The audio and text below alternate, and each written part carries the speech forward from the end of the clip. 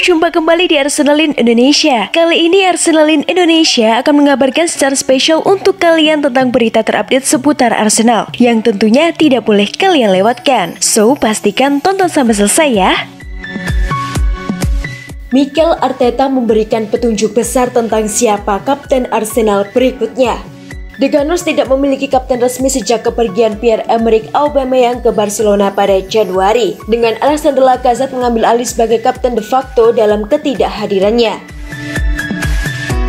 Promosi orang Prancis itu tidak akan pernah menjadi penunjukan permanen dan dengan striker berpotensi meninggalkan Emirates pada akhir musim ketika kontraknya berakhir. Keputusan tentang siapa yang akan mengenakan ban kapten penuh waktu akan dibuat selama musim panas.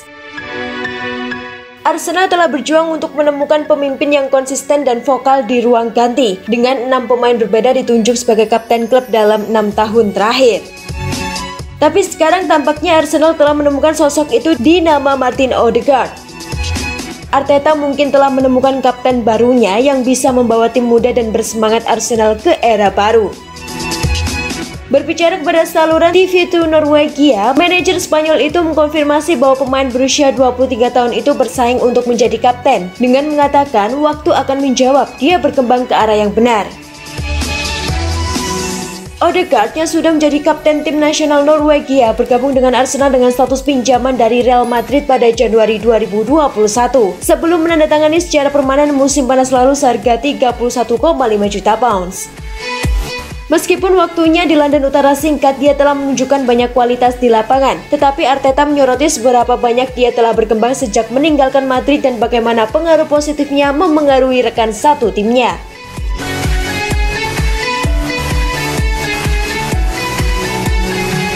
Taktiknya dianggap gak jelas, Arteta jelaskan sulitnya latih Arsenal.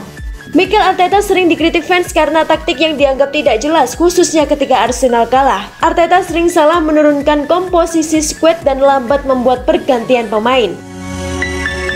Musim 2021-2022 ini tidak berjalan mudah bagi Arsenal. The Gunners sulit menemukan konsistensi, kadang bisa bermain baik, kadang bisa merosot dengan tiba-tiba. 2 pekan terakhir bisa jadi contoh yang tepat. Arsenal kalah dari Crystal Palace dan Brighton secara beruntun, padahal seharusnya mereka ada di posisi apik untuk finish 4 besar.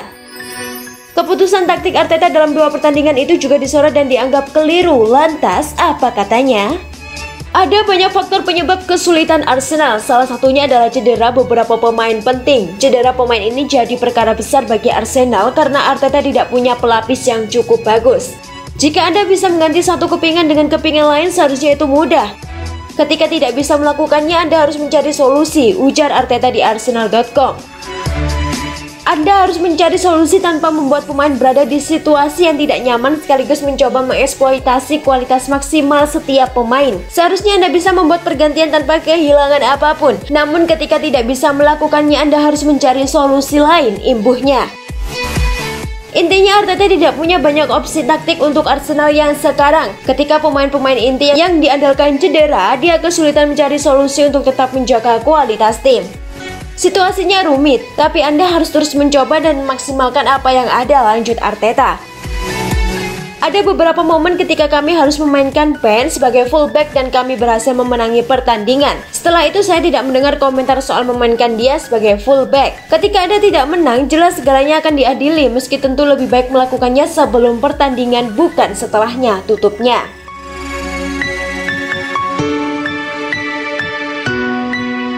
Arsenal telah merencanakan tur pramusim ke Amerika Utara. Bahkan dengan 1 bulan lagi pertandingan Liga Premier tersisa, manajemen Arsenal telah menentukan kemana mereka akan menghabiskan tur pramusim musim panas mereka. Penggemar Arsenal yang berbasis di Amerika pasti akan senang. Seperti yang dilaporkan James Ole dari ESPN bahwa klub asal London Utara tersebut telah merencanakan untuk terbang ke Amerika Utara.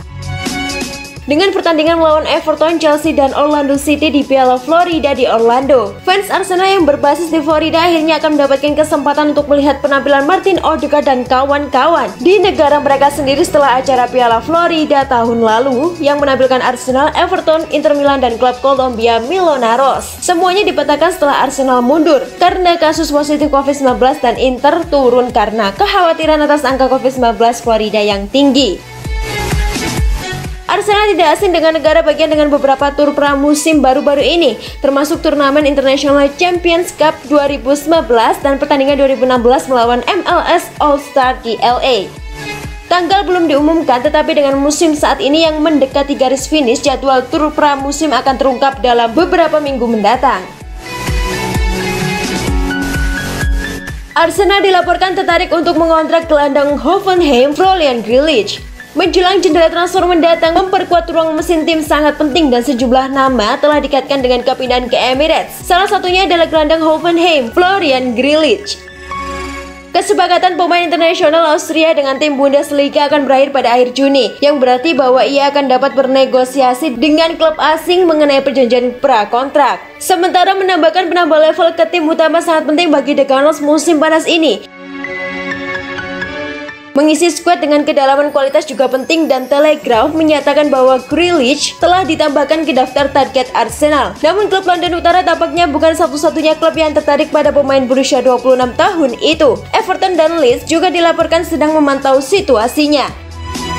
Tentu akan menarik untuk melihat siapa target Arsenal di musim panas, tetapi tingkat kualitas yang dapat dibawa klub akan sangat bergantung pada apakah mereka berhasil mengamankan sepak bola Liga Champions musim depan. Itulah tadi beberapa berita hangat dan fakta menarik seputar Arsenal. Bagaimana menurut pendapat kalian, Gons? Tulis di kolom komentar ya. Stay safe and stay healthy, you Gunners. Bye-bye.